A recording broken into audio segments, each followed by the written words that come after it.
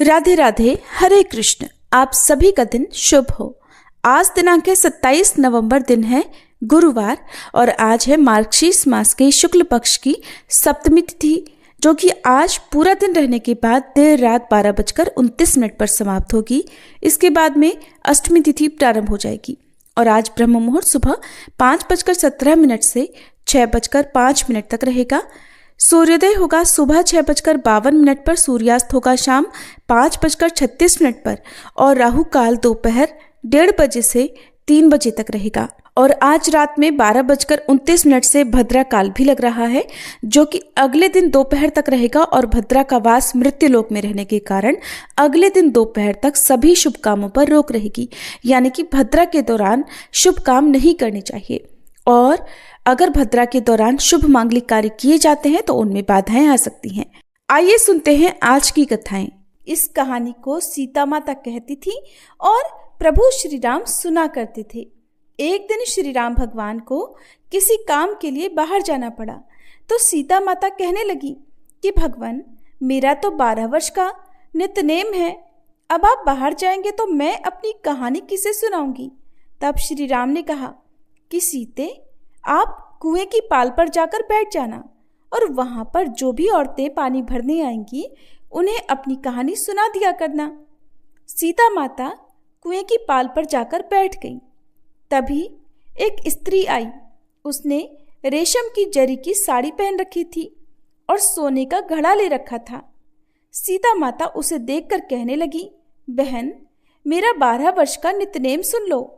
पर वह स्त्री बोली कि मैं तुम्हारा नित्यनेम सुनूंगी तो मुझे तो घर जाने में देर हो जाएगी और मेरी सास मुझसे झगड़ा करेगी। इसलिए उसने कहानी नहीं सुनी और अपने घर चली गई। लेकिन उसके घर जाते ही उसकी रेशम जरी की साड़ी फट गई। सोने का घड़ा मिट्टी के घड़े में बदल गया। सासू ने देखा तो पूछा, अरे बहू, ये किसका दोष अपने सिर लेकर आ गई है। बहू बोली, माँ जी, कुएं पर एक औरत बैठी थी, उसने अपनी कहानी सुनने के लिए कहा, लेकिन मैंने नहीं सुनी। शायद उसी का ये फल मुझे मिला है। बहू की बात सुनकर अगले दिन वही साड़ी और वही घड़ा लेकर सास कुएं की पाल पर गई। सास को वहीं पर सीता माता बैठी मिली तो माता सीता ने कहा, बहन, मेरी कहानी सुन लीजिए। सासू बोली, एक बार छोड़, मैं तो 4 बार कहानी सुन लूंगी। तब सीता माता बोली, राम आए लक्ष्मण आए, देश के पुजारी आए, नित नेम का नेम लाए, आओ राम बैठो राम, तपी रसोई जीमो राम, माखन मिश्री खाओ राम, दूध पताशा पियो राम, सूत के पल का मोठो राम, शाल दुशाला पोठो राम, शाल दुशाला ओढ़ो राम, जब बोलूं राम ही राम, राम सवारे सबके काम, खाली घर भंडार भरेंगे, सबका बेड़ा पार करेंगे। श्री राम जय जय राम। सासू बोली, बहन, कहानी तो बहुत अच्छी लगी। फिर कहानी सुनकर सासू घर चली गई और उसकी साड़ी फिर से रेशम जरी की बन गई। मिट्टी का घड़ा भी फिर वापस से सोने के घड़े में बदल गया। बहू ने देखा तो कहने लगी, सासू माँ, आपने ये सब कैसे किया। सासू बोली, बहू, तू दोष लगाकर आई थी और मैं अब दोष उतार कर आ रही हूँ। बहू ने पूछा कि माँ जी, वह कुएं वाली स्त्री कौन है। सासू ने बताया कि वह तो सीता माता थी। वो पुराने से नया कर देती हैं, खाली घर में भंडार भर देती हैं। वह लक्ष्मी जी का वास घर में कर देती हैं और मनुष्य की जो भी इच्छा हो उसे पूर्ण कर देती हैं। बहू बोली, माँ जी, फिर तो ऐसी कहानी मुझे भी सुना दो। सास बोली कि ठीक है, तुम भी सुनो। फिर सास ने कहानी शुरू की। राम आए लक्ष्मण आए, देश के पुजारी आए, नित नेम का नेम लाए, आओ राम बैठो राम, तपी रसोई जीमो राम, माखन मिश्री खाओ राम, दूध बताशा पियो राम, सूत के पल का मोठो राम, शाल दुशाला पोठो राम, शाल दुशाला ओढ़ो राम, जब बोलूं राम ही राम, राम सवारे सबके काम, खाली घर भंडार भरेंगे, सबका बेड़ा पार करेंगे, बोलो श्री राम जय जय राम। कहानी सुनकर बहू बोली, माँ जी, कहानी तो बहुत अच्छी है। सासू ने कहा, ठीक है, अब से हम इस कहानी को रोज किया करेंगे। अब सास बहू रोज सवेरे उठती, नहाती धोती और पूजा करने के बाद नित नेम की सीता माता की कहानी कहती। एक दिन की बात है, उनके यहाँ पड़ोस की एक औरत आई और बोली कि बहन जरा सी आँच तो देना। तो बहू बोली कि आँच तो अभी हमने जलाई ही नहीं। पड़ोसन बोली तो फिर तुम सुबह 4 बजे से उठकर क्या कर रही हो? तो उन्होंने कहा कि हम तो सुबह सुबह उठकर पूजा करते हैं, फिर सीता माता की नित्यनेम की कहानी कहते हैं। पड़ोसन ने उनकी बात सुनकर फिर कहा कि सीता माता की कहानी कहने से तुम्हें क्या मिला? तब वे दोनों बोली कि सीता माता की कहानी कहने से घर में भंडार भर जाते हैं, सारे काम पूर्ण हो जाते हैं, मन की इच्छा भी पूरी होती है। पड़ोसन ने कहा बहन अगर ऐसा है तब तो फिर मुझे भी कहानी सुना दो। तब बहू बोली कि ठीक है, तुम भी ये कहानी सुन लो। राम आए लक्ष्मण आए, देश के पुजारी आए, नित नेम का नेम लाए। आओ राम बैठो राम, तपी रसोई जीमो राम, माखन मिश्री खाओ राम, दूध बताशा पियो राम, सूत के पल का मोठो राम, शाल दुशाला पोठो राम, शाल दुशाला ओढ़ो राम। जब बोलू राम ही राम, राम सवारे सबके काम, खाली घर भंडार भरेंगे, सबका बेड़ा पार करेंगे, श्री राम जय जय राम। पड़ोसन ने इस कहानी को सुना तो कहने लगी बहन कहानी तो बहुत अच्छी लगी। अब वह पड़ोसन भी नित्यनेम सीता माता की कहानी कहने लगी। कहानी कहने से सीता माता ने पड़ोसन के भी धन के भंडार भर दिए। देखते ही देखते अब तो पूरे मोहल्ले में नित्यनेम की कथा चल पड़ी और हर किसी की मनोकामना पूर्ण होने लगी। हे सीता माता, जैसे आपने उन सभी के भंडार भरे वैसे ही हमारे भी भरना। कहानी कहने वाले, सुनने वाले और हुंकार भरने वाले सबके भरना। सभी प्रेम से बोलिए सीता मैया की जय। माँ अन्नपूर्णा व्रत की कथा के अनुसार प्राचीन समय की बात है। काशी निवासी धनंजय की पत्नी का नाम सुलक्षणा था। उसे अन्य सभी सुख प्राप्त थे, केवल निर्धनता ही उनके दुख का एकमात्र कारण थी और यही दुख उसे हर समय सताता था। एक दिन सुलक्षणा अपने पति से बोली, स्वामी आप कुछ उद्यम करो तो काम चले, इस प्रकार कब तक काम चलेगा? सुलक्षणा की ये बात धनंजय के मन में बैठ गई और वह उसी दिन विश्वनाथ शंकर जी को प्रसन्न करने के लिए बैठ गया और कहने लगा, हे देवाधिदेव विश्वेश्वर, मुझे पूजा पाठ कुछ भी करना नहीं आता, मैं तो केवल आपके ही भरोसे बैठा हूँ। इतनी विनती करके वह 2-3 दिन तक लगातार भूखा प्यासा बैठा रहा। ये देखकर भगवान शंकर ने उसके कान में अन्नपूर्णा अन्नपूर्णा अन्नपूर्णा इस प्रकार 3 बार कहा। ये कौन क्या कह गया? बस इसी सोच में धनंजय पड़ गया कि मंदिर से आते ब्राह्मण को देखकर वह पूछने लगा, पंडित जी अन्नपूर्णा कौन है? तब ब्राह्मण ने कहा, अरे धनंजय, तू तो अन्न छोड़कर बैठा है, इसलिए तुझे हर समय अन्न की ही बात सूझती है। जा घर जाकर अन्न ग्रहण कर। धनंजय अपने घर गया, जाकर पत्नी से सारी बात कही। तब वह बोली, नाथ चिंता मत करो, स्वयं शंकर जी ने यह मंत्र दिया है और वे स्वयं ही खुलासा भी करेंगे। आप फिर से जाकर उनकी आराधना करो। पत्नी के कहे अनुसार धनंजय फिर पहले दिन की तरह ही जाकर पूजा में बैठ गया। रात्रि में भगवान शंकर जी ने आज्ञा दी, कहा तू पूर्व दिशा में चला जा। अब धनंजय अन्नपूर्णा का नाम जपता जाता और रास्ते में फल खाता, झरनों का पानी पीता जाता। इस प्रकार कितने ही दिनों तक लगातार वह चलता रहा। वहां उसे चांदी से चमकते वन की शोभा देखने मिली, सुंदर सरोवर देखने मिला। उसके किनारे कितनी ही अप्सराएं झुंड बनाई बैठी थी। एक अप्सरा कथा कहती थी और सब मां अन्नपूर्णा इस प्रकार बार बार कहती थी। ये अगहन मास की उजियारी रात्रि थी और आज से ही व्रत का आरंभ था। जिस शब्द की खोज करने वह निकला था, वहां उसे वही शब्द सुनने को मिला।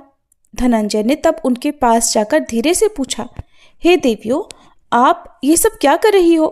तब उन सब ने कहा, हम सब मां अन्नपूर्णा का व्रत कर रही हैं। व्रत करने से क्या होता है और क्या ये व्रत किसी ने किया भी है? इसे कब किया जाए, कैसे किया जाए और इसकी कैसी विधि है? मुझसे भी कहो। धनंजय के कहने पर वे अप्सराएं कहने लगी, इस व्रत को कोई भी कर सकता है। 21 दिन व्रत करने के लिए 21 गांठ वाला सूत लेना।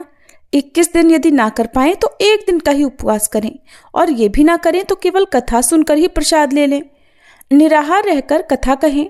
कथा सुनने वाला कोई ना मिले तो पीपल के पत्तों को रखकर सुपारी या घृत कुमारी यानी ग्वार पाठ को वृक्ष के सामने रखकर दीपक को साक्षी बनाकर सूर्य, गाय, तुलसी या महादेव को बिना कथाएं सुनाए मुख में अन्न मत डालना। यदि भूल से कुछ पड़ जाए तो 1 दिवस फिर उपवास करें। व्रत के दिन क्रोध ना करें और झूठ ना बोलें। अप्सराओं के द्वारा विधि बताने पर धनंजय बोला, फिर बताइए इस व्रत के करने से क्या होगा? तब वे कहने लगी, इसके करने से अंधे को नेत्र मिल जाता है, लूलों को हाथ मिल जाता है, निर्धन के घर धन के भंडार भर जाते हैं, बांझन को संतान मिलती है, मूर्ख को विद्या मिलती है, और जो जिस कामना से व्रत को करता है माँ उसकी वह हर कामना पूर्ण करती है। धनंजय कहने लगा, बहनों, मेरे घर में भी धन नहीं है, विद्या नहीं है, कुछ भी तो नहीं है मेरे पास। मैं तो दुखिया ब्राह्मण हूं, मुझे इस व्रत का सूत दोगी क्या? हाँ भाई, तेरा कल्याण हो, हम तुझे सूत देंगी, ले इस व्रत का मंगल सूत ले ले। तब धनंजय ने उन अप्सराओं से सूत लेकर व्रत को किया। व्रत पूरा हुआ। तभी सरोवर में से 21 खंड की स्वर्ण सीढ़ी हीरा मोती जड़ी हुई प्रकट हुई। धनंजय जय अन्नपूर्णा कहता जाता था। इस प्रकार जाने कितनी ही सीढ़ियां वह उतरता गया। तब अंदर जाकर उसने क्या देखा कि करोड़ों सूर्यों से प्रकाशमान मां अन्नपूर्णा का मंदिर है। उसके सामने स्वर्ण सिंहासन पर मां अन्नपूर्णा विराजमान है। सामने भिक्षा हेतु शंकर भगवान खड़े हैं। देवांगनाएं चवर डुला रही हैं। कितने ही हथियार बांधे पहरा दे रही हैं। धनंजय दौड़कर मां जगदम्बा के चरणों में गिर पड़ा। देवी उसके मन का दुख जान गई। धनंजय हाथ जोड़कर कहने लगा, माता, आप तो अंतर्यामिनी हैं, आपको मैं अपनी दशा भला क्या बताऊं, आप तो सब कुछ जानती हैं। तब माता बोली, तुमने मेरा व्रत किया है, जा संसार तुम्हारा सत्कार करेगा। माता ने धनंजय की जिह्वा पर बीज मंत्र लिख दिया। अब तो उसके रोम रोम में विद्या प्रकट हो गई। इतने में क्या देखता है कि वह काशी विश्वनाथ के मंदिर में खड़ा है। मां का वरदान लेकर धनंजय घर आया। अपनी पत्नी सुलक्षणा से सारी बात कही। माता जी की कृपा से उसके घर में धन संपत्ति उमड़ने लगी। छोटा सा घर बहुत बड़ा गिना जाने लगा। जैसे शहद के छत्ते में मक्खियां जमा हो जाती हैं, उसी प्रकार अनेक सगे संबंधी आ आकर उसकी पढ़ाई करने लगे। कहने लगे, इतना धन और इतना बड़ा घर, सुंदर संतान नहीं है तो फिर इस कमाई को कौन भोगेगा? सुलक्षणा से तो कोई संतान हुई नहीं, इसलिए तुम दूसरा विवाह कर लो। अनिच्छा होते हुए भी धनंजय को दूसरा विवाह करना पड़ा और सती सुलक्षणा को सौतन का दुख झेलना पड़ा। इस प्रकार धीरे धीरे दिन बीतते गए। फिर अगहन मास आया। नए बंधन से बंधे पति से सुलक्षणा ने कहलवाया कि इस व्रत के प्रभाव से ही हम सुखी हुए हैं, इस कारण यह व्रत छोड़ना नहीं चाहिए। ये माता जी का प्रताप है जो हम इतने संपन्न और सुखी हुए हैं। सुलक्षणा की बात सुनकर धनंजय उसके यहाँ आया और व्रत में बैठ गया। नई बहू को इस व्रत के बारे में कुछ भी पता नहीं थी। वो तो धनंजय के वापस घर लौटने की राह देख रही थी। दिन बीतते गए और व्रत पूर्ण होने में केवल 3 दिन बाकी थे कि तभी नई बहू को खबर मिल गई। उसके मन में ईर्ष्या की ज्वाला दहक रही थी। वह सुलक्षणा के घर आ धमकी और उसने वहां भगदड़ मचा दी और वह मारे क्रोध के धनंजय को अपने साथ लिवा ले गई। नए घर में धनंजय को थोड़ी देर के लिए निद्रा ने आ दबाया। वह गहरी नींद सो गया और ठीक उसी समय नई बहू ने उसका व्रत का सूत तोड़कर आग में फेंक दिया। अब तो माता जी का कोप जाग गया। इधर माता क्रोधित हुई और उधर उसके घर में अचानक आग लग गई। सब कुछ जलकर खाक हो गया। सुलक्षणा जान गई और पति को फिर अपने घर ले आई। नई बहू रूठकर अपने पिता के घर जा बैठी। पति को परमेश्वर मानने वाली सुलक्षणा बोली, नाथ, घबराना नहीं, माता जी की कृपा अलौकिक है। पुत्र कुपुत्र हो जाता है पर माता कभी कुमाता नहीं होती। इसलिए आप श्रद्धा और भक्ति से आराधना शुरू करो। वे हमारा कल्याण जरूर करेंगी। धनंजय फिर माता के पीछे पड़ गया। फिर वही सरोवर सीढ़ी प्रकट हुई और उसमें वह माँ अन्नपूर्णा कहकर उतर गया। वहां जाकर माता के चरणों में करुण क्रंदन करने लगा, विलाप करने लगा। माता प्रसन्न होकर बोली, ये मेरी स्वर्ण की मूर्ति ले, उसकी पूजा करना, तो फिर सुखी हो जाएगा। जा, तुझे मेरा आशीर्वाद है। तेरी पत्नी सुलक्षणा ने श्रद्धा से मेरा व्रत किया है, उसे मैंने पुत्र का वरदान दिया है।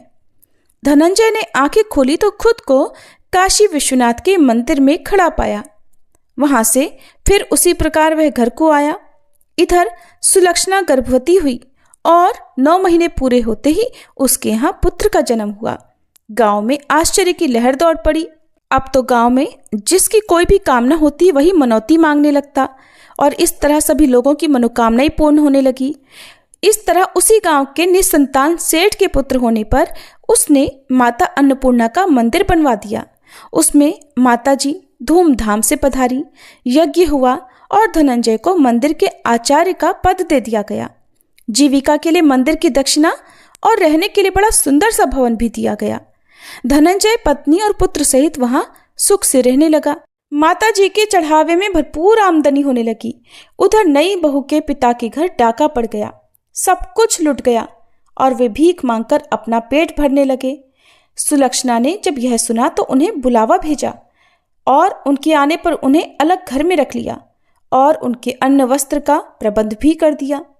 धनंजय, सुलक्षणा और उसका पुत्र माता जी की कृपा से आनंद से रहने लगे। माता जी ने जैसे उनके भंडार भरे वैसे सबके भंडार भरे। सभी प्रेम से बोलिए, अन्नपूर्णा माता की जय। अब सुनिए मार्गशीर्ष मास महात्म्य में श्रीमद् भगवद गीता पाठ के आगे के अध्याय। श्री भगवान कहते हैं, देवी अब सब लोगों द्वारा सम्मानित 5वें अध्याय का महात्म्य संक्षेप से बतलाता हूँ, सावधान होकर सुनो। मद्र देश में पुरुकुत्सपुर नामक एक नगर है। उसमें पिंगल नामक एक ब्राह्मण रहता था। वह वेद पाठी ब्राह्मणों के विख्यात वंश में जो सर्वथा निष्कलंक था उत्पन्न हुआ था, किंतु अपने कुल के लिए उचित वेद शास्त्रों के स्वाध्याय को छोड़कर ढोल आदि बजाते हुए उसने नाच गान में मन लगा लिया। गीत, नृत्य और बाजा बजाने की कला में परिश्रम करके पिंगल ने बड़ी प्रसिद्धि प्राप्त कर ली थी और उसी से उसका राजभवन में भी प्रवेश हो गया। अब वह राजाओं के साथ रहने लगा और पराई स्त्रियों को बुला बुलाकर उनका उपभोग करने लगा। स्त्रियों के सिवा और कहीं भी उसका मन नहीं लगता था। धीरे धीरे अभिमान बढ़ जाने से उच्छृंखल होकर वो एकांत में राजा से दूसरों के दोष बतलाने लगा। पिंगल की एक पत्नी थी जिसका नाम था अरुणा। वह नीच कुल में उत्पन्न हुई थी और कामी पुरुषों के साथ विहार करने की इच्छा से सदा उन्हीं की खोज में घूमा करती थी। अपने पति को अपने मार्ग का कांटा समझकर एक दिन आधी रात में घर के भीतर ही उसका सिर काटकर उसने मार डाला और उसकी लाश को जमीन में गाड़ डाला। इस प्रकार प्राणों से वियुक्त होने पर वह यमलोक में पहुंचा और भीषण नरकों का उपभोग करके निर्जन वन में गिद्ध हुआ। अरुणा भी भगंदर रोग से अपने सुंदर शरीर को त्याग कर घोर नरक भोगने के पश्चात उसी वन में शुकी हुई। एक दिन वह दाना चुगने की इच्छा से इधर उधर फुदक रही थी। इतने में ही उस गिद्ध ने पूर्व जन्म के बैर का स्मरण करके उसे अपने तीखे नाखूनों से फाड़ डाला। शुकी घायल होकर पानी से भरी हुई मनुष्य की खोपड़ी में गिर गई। इतने में ही जाल फैलाने वाले बहेलियों ने उसे भी बाणों का निशाना बना लिया। उसकी पूर्व जन्म की पत्नी शुकी उस खोपड़ी के जल में डूबकर अपने प्राण त्याग चुकी थी। फिर वह क्रूर पक्षी भी उसी में गिरकर डूब गया।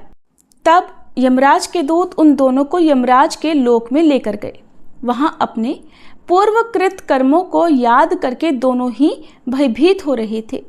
इसके बाद यमराज ने जब उनके घृणित कर्मों पर दृष्टि डाली तब उन्हें मालूम हुआ कि मृत्यु के समय अचानक खोपड़ी के जल में स्नान करने से इन दोनों का पाप नष्ट हो चुका है। तब उन्होंने उन दोनों को मनवांछित लोक में जाने की आज्ञा दी। ये सुनकर अपने पापों को याद करते हुए वे दोनों अब बड़े आश्चर्य में पड़ गए और फिर पास जाकर धर्मराज जी के चरणों में प्रणाम करके पूछने लगे कि भगवान, हम दोनों ने तो अपने पूर्व जन्म में बहुत ही घृणित पाप किए थे, फिर हमें मनोवांछित लोकों में भेजने का क्या कारण है बताइए। यमराज जी ने कहा, गंगा के किनारे वट नामक एक उत्तम ब्रह्म ज्ञानी रहा करते थे। वे एकांत से भी, ममता रहित, शांत, विरक्त और किसी से भी द्वेष न रखने वाले थे। प्रतिदिन गीता के 5वें अध्याय का जप करना उनका सदा का नियम था।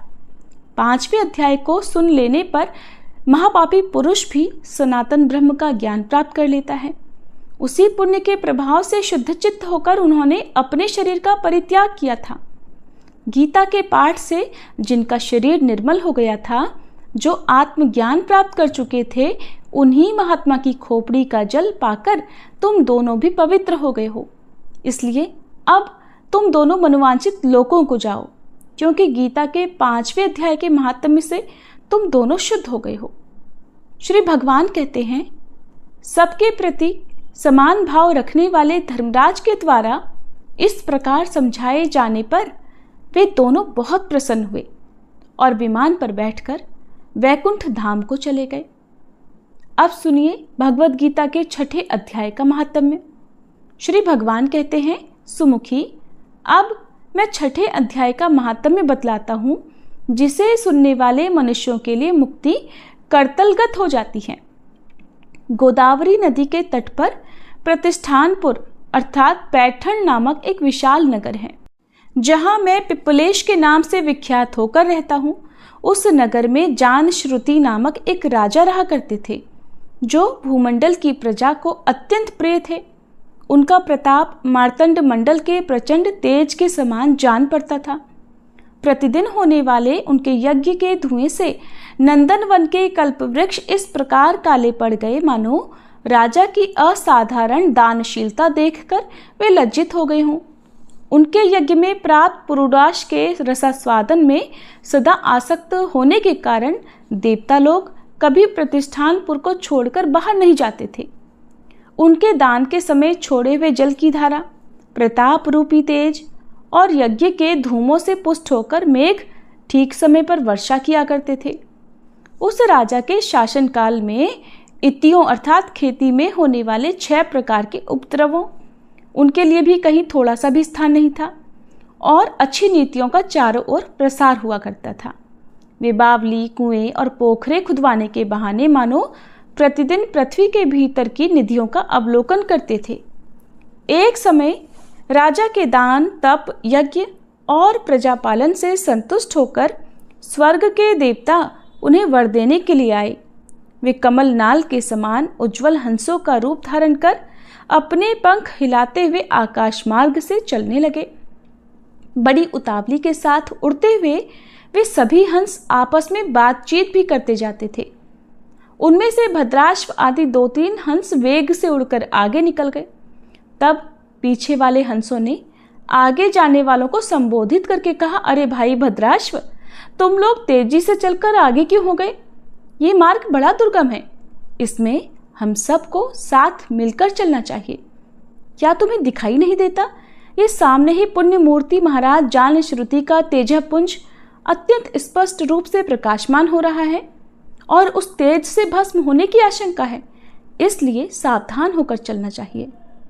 पीछे वाले हंसों के वचन सुनकर आगे वाले हंस हंस पड़े और ऊंचे स्वर से उनकी बातों की अवहेलना करते हुए बोले, अरे भाई, क्या इस राजा जानश्रुति का तेज ब्रह्मवादी महात्मा रैक्व के तेज से भी अधिक तेज है? हंसों की ये बातें सुनकर राजा जानश्रुति अपने ऊंचे महल की छत से उतर गए और सुखपूर्वक अपने आसन पर विराजमान होकर सारथी को बुलाकर बोले, जाओ महात्मा रैक्व को यहाँ लेकर आओ। राजा का ये अमृत के समान वचन सुनकर मह नामक सारथी बड़ा प्रसन्न होता हुआ नगर से बाहर निकला। सबसे पहले उसने मुक्तिदायिनी काशीपुरी की यात्रा की, जहाँ जगत के स्वामी भगवान विश्वनाथ मनुष्यों को उपदेश दिया करते हैं। उसके बाद वह गया क्षेत्र में पहुंचा, जहाँ प्रफुल्ल नेत्रों वाले भगवान गदाधर संपूर्ण लोकों का उद्धार करने के लिए निवास करते हैं। इसके बाद नाना तीर्थों में भ्रमण करता हुआ सारथी पाप नाशिनी मथुरापुरी में गया। ये भगवान श्री कृष्ण का आदि स्थान है, जो परम महान और मोक्ष प्रदान करने वाला है। वेद और शास्त्रों में वह तीर्थ त्रिभुवनपति भगवान गोविंद के अवतार स्थान के नाम से प्रसिद्ध है। नाना देवता और ब्रह्म ऋषि उसका सेवन करते हैं। मथुरा नगर कालिंदी यानी यमुना के किनारे शोभा पाता है। उसकी आकृति अर्धचंद्र के समान प्रतीत होती है। वो सब तीर्थों के निवास से परिपूर्ण है। परम आनंद प्रदान करने के कारण सुंदर लगता है। गोवर्धन पर्वत के होने से मथुरा मंडल की शोभा और भी बढ़ गई है। वह पवित्र वृक्षों और लताओं से घिरा हुआ है। उसमें 12 वन हैं। वह परम पुण्यमय तथा सबको विश्राम देने वाले श्रुतियों के सारभूत भगवान श्री कृष्ण की आधार भूमि है। इसके बाद मथुरा से पश्चिम और उत्तर दिशा की ओर बहुत दूर तक जाने पर सारथी को काश्मीर नामक नगर दिखाई दिया, जहाँ शंख के समान उज्जवल गगनचुंबी महलों की पंक्तियां भगवान शंकर के अट्टहास की तरह शोभा पाती हैं, जहाँ ब्राह्मणों के शास्त्रीय आलाप सुनकर मूक मनुष्य भी सुंदर वाणी और पदों का उच्चारण करते हुए देवता के समान हो जाते हैं, जहाँ निरंतर होने वाले यज्ञ धूम से व्याप्त होने के कारण आकाशमंडल मेघों से धुलते रहने पर भी अपनी कालिमा नहीं छोड़ता, जहाँ उपाध्याय के पास आकर छात्र जन्मकालीन अभ्यास से ही सारी कलाएं स्वतः पढ़ लेते हैं, और जहाँ माणिकेश्वर नाम से प्रसिद्ध भगवान चंद्रशेखर देहधारियों को वरदान देने के लिए नित्य निवास करते हैं। काश्मीर के राजा माणिकेश ने दिग्विजय में समस्त राजाओं को जीतकर भगवान शिव का पूजन किया था। तभी से उनका नाम माणिकेश्वर हो गया था। उन्हीं के मंदिर के दरवाजे पर महात्मा रैक्व एक छोटी सी गाड़ी पर बैठे अपने अंगों को खुजलाते हुए वृक्ष की छाया का सेवन कर रहे थे। इसी अवस्था में सारथी ने उन्हें देखा। राजा के बताए हुए भिन्न भिन्न चिन्हों से उसने जल्दी ही रैक्व को पहचान लिया और उनके चरणों में प्रणाम करके कहा, ब्राह्मण, आप किस स्थान पर रहते हैं? आपका पूरा नाम क्या है? आप तो सदा स्वच्छंद विचरने वाले हैं, फिर यहाँ किस लिए ठहरे हैं? इस समय आपका क्या करने का विचार है? सारथी के ये वचन सुनकर परम आनंद में निमग्न होकर महात्मा रैक्व ने कुछ सोचकर उससे कहा, यद्यपि हम पूर्ण काम हैं, हमें किसी वस्तु की आवश्यकता नहीं है, फिर भी कोई भी हमारी मनोवृत्ति के अनुसार परिचर्या कर सकता है। महात्मा रैक्व के हार्दिक अभिप्राय को आदरपूर्वक ग्रहण करके सारथी धीरे से राजा के पास चल दिया। वहां पहुंचकर राजा को प्रणाम करके उसने हाथ जोड़कर सारा समाचार राजा को सुना दिया। उस समय स्वामी के दर्शन से उसके मन में बड़ी प्रसन्नता थी। सारथी के वचन सुनकर राजा के नेत्र आश्चर्य से चकित हो गए। उनके हृदय में महात्मा रैक्व का सत्कार करने की श्रद्धा जागी। फिर उन्होंने 2 खच्चरियों से जुती हुई एक गाड़ी लेकर यात्रा की। साथ ही मोती के हार, अच्छे अच्छे वस्त्र और 1 सहस्त्र गौवें भी ले ली। काश्मीर मंडल में महात्मा रैक्व जहाँ रहते थे उस स्थान पर पहुंचकर राजा ने सारी वस्तुएं उनके आगे निवेदन कर दी और पृथ्वी पर साष्टांग प्रणाम किया। महात्मा रैक्व अत्यंत भक्ति के साथ चरणों में पड़े हुए राजा जानश्रुति पर क्रोधित हो गए और बोले, रे शूद्र राजा, तू तो बड़ा दुष्ट है। क्या तू मेरा वृतांत नहीं जानता? ये खच्चरियों से जुती हुई अपनी ऊंची गाड़ी ले जा, ये वस्त्र, ये मोतियों के हार और ये दूध देने वाली गौवें भी खुद ही ले जा। इस तरह आज्ञा देकर महात्मा रैक्व ने राजा के मन में भय उत्पन्न कर दिया।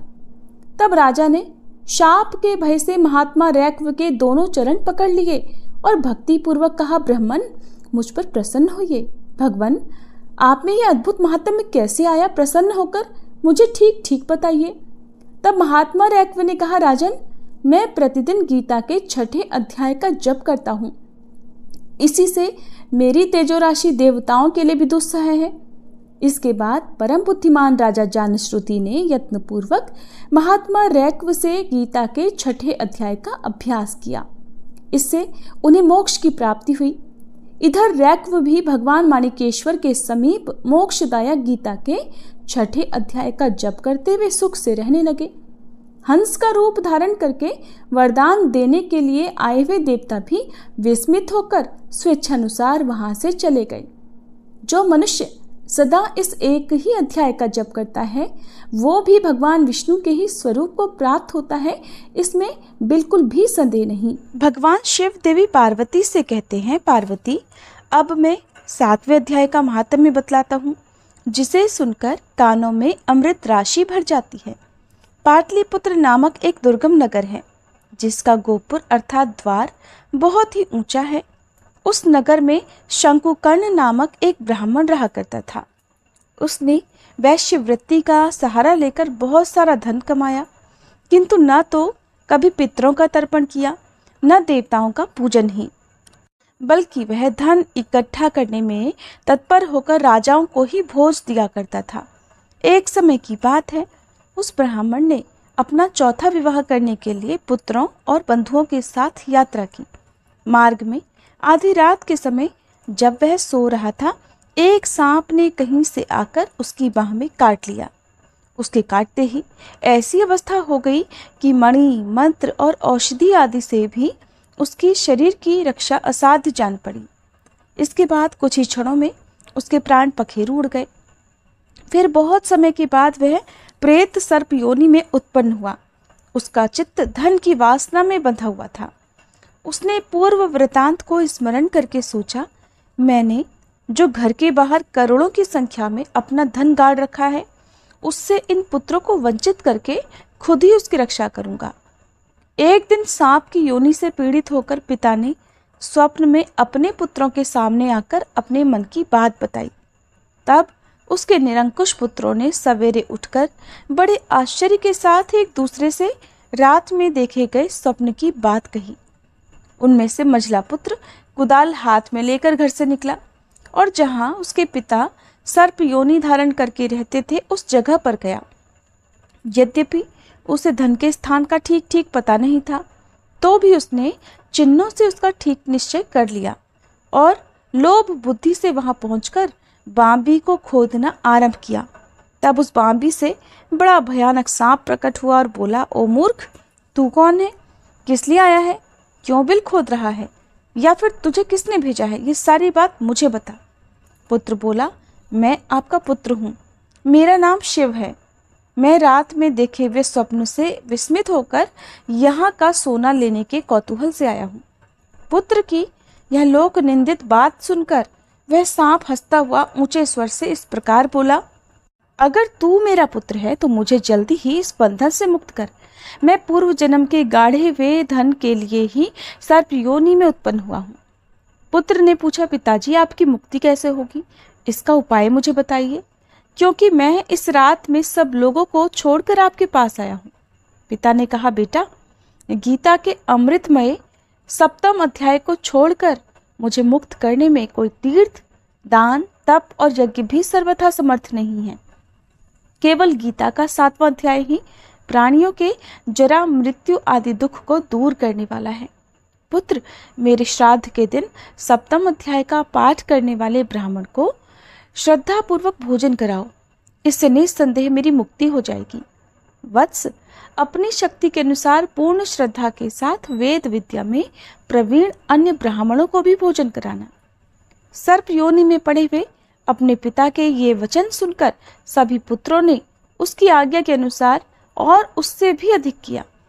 तब शंकुकर्ण ने अपने सर्प शरीर को त्याग कर दिव्य देह धारण किया और सारा धन पुत्रों के अधीन कर दिया। पिता ने करोड़ों की संख्या में जो धन बांट कर दिया था, उससे वे सदाचारी पुत्र बहुत प्रसन्न हुए। उनकी बुद्धि धर्म में लगी हुई थी, इसलिए उन्होंने बावली, कुआं, पोखरा, यज्ञ तथा देव मंदिर के लिए उस धन का उपयोग किया और अन्नशाला भी बनवाई। इसके बाद 7वें अध्याय का सदा जप करते हुए उन्होंने मोक्ष प्राप्त किया। भगवान शिव आगे कहते हैं, पार्वती, ये आपको 7वें अध्याय का महात्म्य बताया गया है, जिसके सुनने मात्र से मनुष्य सब पापकों से मुक्त हो जाता है। भगवान शिव कहते हैं, देवी, अब 8वें अध्याय का महात्म्य सुनो, उसके सुनने से तुम्हें बड़ी प्रसन्नता होगी। लक्ष्मी जी के पूछने पर भगवान विष्णु ने उन्हें इस प्रकार 8वें अध्याय का महात्म्य बतलाया था। दक्षिण में आमर्दकपुर नामक एक प्रसिद्ध नगर है।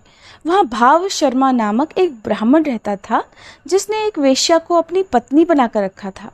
वो मांस खाता, मदिरा पीता, साधुओं का धन चुराता, पराई स्त्री से व्यभिचार करता और शिकार खेलने में दिलचस्पी रखता था। वह बड़े भयानक स्वभाव का था और मन में बड़े बड़े हौसले रखता था। एक दिन मदिरा पीने वालों का समाज जुटा हुआ था। उसमें भाव शर्मा ने भरपेट ताड़ी पी, खूब गले तक उसे चढ़ाया। इसलिए अजीर्ण से अत्यंत पीड़ित होकर वह पापात्मा कालवश मर गया और बहुत बड़ा ताड़ का वृक्ष हुआ। उसकी घनी और ठंडी छाया का सहारा लेकर ब्रह्म राक्षस भाव को प्राप्त हुए कोई पति पत्नी वहां रहा करते थे। उनके पूर्व जन्म की घटना इस प्रकार है। एक कुशीबल नामक ब्राह्मण था जो वेद वेदांग के तत्वों का ज्ञाता, संपूर्ण शास्त्रों के अर्थ का विशेषज्ञ और सदाचारी था। उसकी पत्नी का नाम कुमति था। वो बड़े खोटे विचार की थी।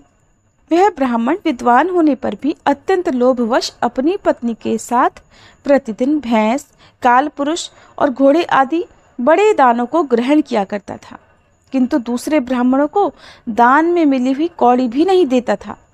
वे ही दोनों पति पत्नी कालवश मृत्यु को प्राप्त होकर ब्रह्म राक्षस हुए। वे भूख और प्यास से पीड़ित होकर इस धरती पर घूमते हुए उसी ताड़ वृक्ष के पास आए और उसके मूल भाग में विश्राम करने लगे। उसके बाद पत्नी ने पति से पूछा, नाथ, हम लोगों का ये महान दुख कैसे दूर होगा और इस ब्रह्म राक्षस योनि से किस प्रकार हम दोनों की मुक्ति होगी? तब उस ब्राह्मण ने कहा, ब्रह्म विद्या के उपदेश, अध्यात्म तत्व के विचार और कर्म विधि के ज्ञान के बिना किस प्रकार संकट से छुटकारा मिल सकता है? ये सुनकर पत्नी ने पूछा कि तद ब्रह्म किम अध्यात्मम किम कर्म पुरुषोत्तम, अर्थात पुरुषोत्तम वह ब्रह्म क्या है, अध्यात्म क्या है और कर्म कौन सा है? उसकी पत्नी के ऐसा कहते ही जो आश्चर्य की घटना घटित हुई अब उसको सुनो। उपर्युक्त वाक्य गीता के 8वें अध्याय का आधा श्लोक था। उसके श्रवण से वह वृक्ष उस समय ताड़ के रूप को त्याग कर भाव शर्मा नामक ब्राह्मण हो गया। तत्काल ज्ञान होने से विशुद्ध चित्त होकर वह पाप के चोले से मुक्त हो गया और उस आधे श्लोक के ही महात्म्य से वे पति पत्नी भी मुक्त हो गए। उनके मुख से दैवात ही 8वें अध्याय का आधा श्लोक निकल पड़ा था। इसके बाद आकाश से एक दिव्य विमान आया और वे दोनों पति पत्नी उस विमान पर बैठकर स्वर्गलोक को चले गए। वहां का ये सारा वृतांत अत्यंत आश्चर्यजनक था। उसके बाद उस बुद्धिमान ब्राह्मण भाव शर्मा ने आदर पूर्वक उस आधे श्लोक को लिखा और देव देव जनार्दन की आराधना करने की इच्छा से वह मुक्तिदायिनी काशीपुरी में चला गया। वहां उस उदार बुद्धि वाले ब्राह्मण ने भारी तपस्या आरंभ कर दी। उसी समय क्षीर सागर की कन्या भगवती लक्ष्मी ने हाथ जोड़कर देवताओं के भी देवता जगतपति जनार्दन से पूछा, नाथ, आप सहसा नींद त्याग कर क्यों खड़े हो गए? तब श्री भगवान बोले, देवी, काशीपुरी में भागीरथी के तट पर बुद्धिमान भाव शर्मा मेरे भक्ति रस से परिपूर्ण होकर अत्यंत कठोर तपस्या कर रहा है। वो अपनी इंद्रियों को वश में करके गीता के 8वें अध्याय के आधे श्लोक का जप करता है। मैं उसकी तपस्या से बहुत संतुष्ट हूँ। बहुत देर से उसकी तपस्या के अनुरूप फल का विचार कर रहा हूँ। प्रिय, इस समय वह फल देने को मैं उत्कंठित हूँ। देवी पार्वती जी ने भगवान शिव से पूछा, भगवान, श्री हरि सदा प्रसन्न होने पर भी जिसके लिए चिंतित हो उठे थे, उस भगवत भक्त भाव शर्मा ने कौन सा फल प्राप्त किया? तब श्री भगवान बोले, देवी, द्विज श्रेष्ठ भाव शर्मा प्रसन्न हुए भगवान विष्णु के प्रसाद को पाकर आत्यांतिक सुख अर्थात मोक्ष को प्राप्त हुआ और उसके अन्य वंशज भी जो नरक यातना में पड़े थे उसी के शुभ कर्म से भगवत धाम को प्राप्त हुए। पार्वती, ये 8वें अध्याय का महात्म्य थोड़े में ही तुम्हें बताया है। इस पर सदा विचार करते रहना चाहिए।